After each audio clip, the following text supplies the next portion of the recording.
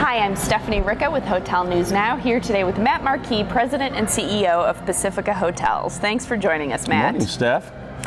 So Matt, you're about to speak on a panel here at the Hotel Data Conference about cycle dynamics for independent hotels. I have to ask, where do you think we are in the overall hotel industry cycle? Well, it's baseball season, and I would say we're in the ninth inning, if not in extra innings already. The data is supporting that we've had a really long run in the cycle, and I think we're getting toward the end.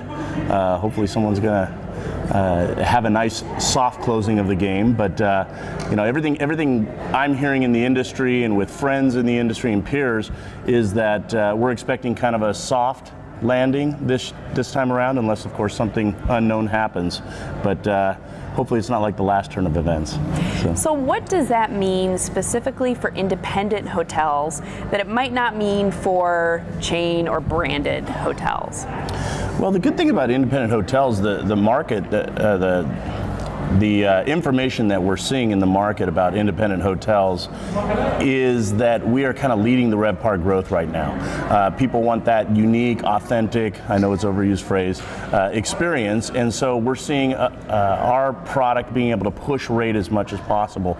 Now, going into a downturn, we don't quite have as many brand restraints in closing down on expenses and renegotiating type of contracts and vendors and those kind of things that we've done successfully in the past big downturns. I think that it's a more nimble product, is a good way to put it, than the branded hotels. So it frees you up a little bit. Absolutely. So the majority of Pacifica's portfolio is along that California coast. What's the climate in your market right now, other than hot and sunny and beautiful? It is. In terms of hotel transactions. I spent last week at Three Arch Bay. It's gorgeous. And that beautiful coastline is why the market remains strong. People want to come out there.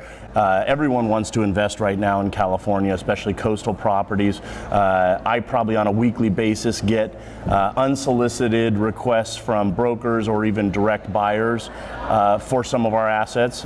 More recently, one of our assets down in San Diego, which when you start to apply cap rates that these type of product trade at, the price per key becomes incredible. I mean, like in the $700,000-$800,000 a room for a select service hotel on the water. But at a 7 cap, that's what Blue Sea Beach Hotel would sell for. So demand is there and the money is following. Is there anything that may put a damper on California's great performance? It's not the most friendly political climate to run a business. We've felt that a little bit running our hotel company out of California. It's an absolute incredible place to live. I've grown up and lived in California my whole life, but it's challenging to be a businessman in California sometimes, and that goes to the kind of the policies of the government. So let's talk a little bit more about your business. In recent years, you've had a big acquisition. You're building a hotel right now, which should open pretty soon here. What are some highlights from Pacifica's past year and what you're looking forward to in the future? We're really excited about some of our projects that are going on right now. Our downtown LA renovation project is set to kick off here in the next month or two, right in the heart of downtown. We're excited about that. Ocean Point Ranch, the property you mentioned, is 6 acres right on the water in Cambria. Has a ton of potential. Long-term plan on that as far as been able to redevelop, but we've done a major redevelopment of the existing property right now, and it's been received in the market really well.